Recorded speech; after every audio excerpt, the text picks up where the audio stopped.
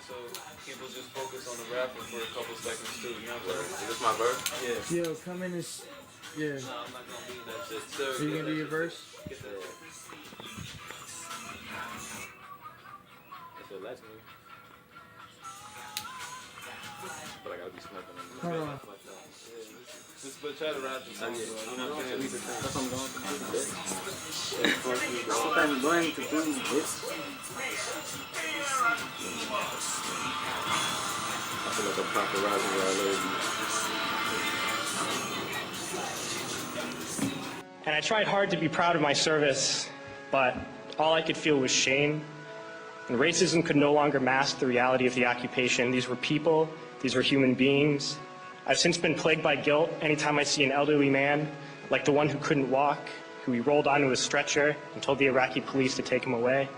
I feel guilt anytime I see a mother with her children, like the one who cried hysterically and screamed that we are worse than Saddam as we forced her from her home.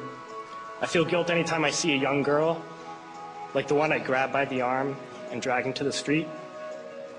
We were told we were fighting terrorists. The real terrorist was me, and the real terrorism is this occupation.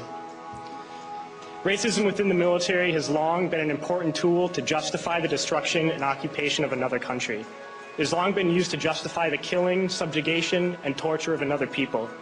Racism is a vital weapon employed by this government.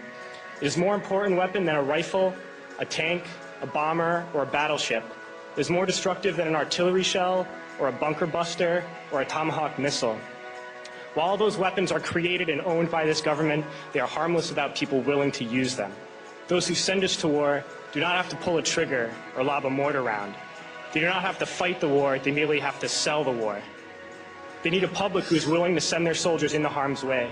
They need soldiers who are willing to kill and be killed without question. They can spend millions on a single bomb, but that bomb only becomes a weapon when the ranks of the military are willing to follow orders to use it.